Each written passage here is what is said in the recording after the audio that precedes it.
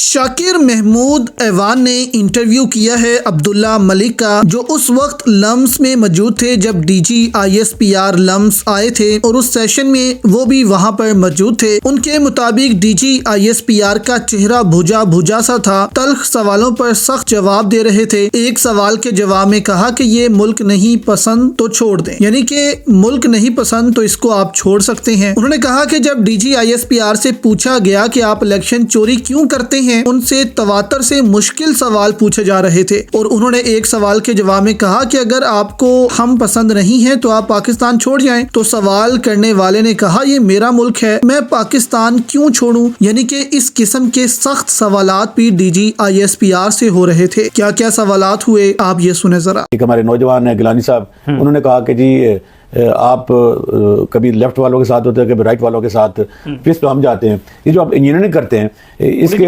Political engineering जो करते हैं, इसके आप ये क्यों करते हैं? आपका तो डोमेन ही नहीं है।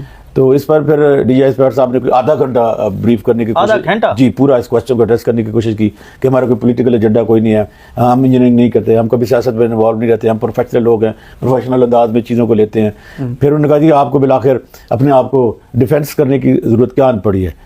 तो फिर उन्होंने ये काउंटर क्वेश्चन किया गया गिलानी साहब की तरफ से, जो आप बता रहे हैं। बिल्कुल इसमें वो परेशान हो गए, यकीनन परेशान हुए हैं कि माथे पर शिकन कितने थे, या एक तो वो खामोश हो गए। लेकिन मैंने ये देखा कि जिस तरह एक फौजी की, एक डीजी ISPR की एक बड़ी बोल्ड बॉडी लैंग्वेज होती है और वो चीज़ों को बड़े बोल्डली लेते हैं और बड़ा अग्रेसिवली आंसर करते हैं, लेकिन सब मुझे नजर आए।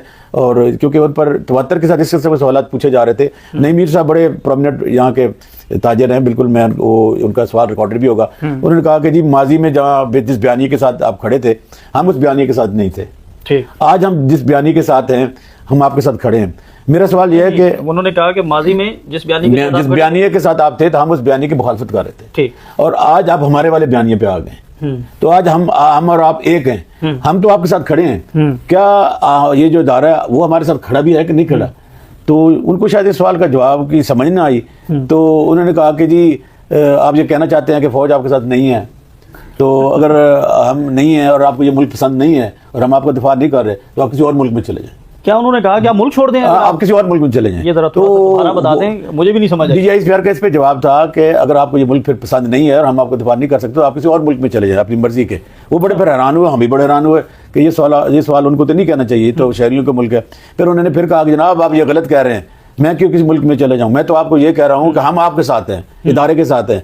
क्या इदारा हमारे साथ है कि नहीं है? फिर उन्होंने कहा कि अच्छा आप ये कहना चाह रहे हैं कि जिस तरह हमें थ्रेट्स आती हैं, तो अगर आप हमारे साथ होंगे तो आपको भी थ्रेट। हाँ, उन्होंने कहा जी कि अगर आपके हम बयानी के साथ खड़े होते हैं, हम पे हमले होते हैं, तो फिर इसका दिफा कौन करेगा? आप करेंगे कि फिर हमें कुछ और करना पड़ेगा? फिर उस पर उन्होंने बड़ा उनको आधा एक घंटा जवाब दिया, नहीं हम आपके साथ हैं, देखें हम ये कर रहे हैं, वो कर रहे हैं।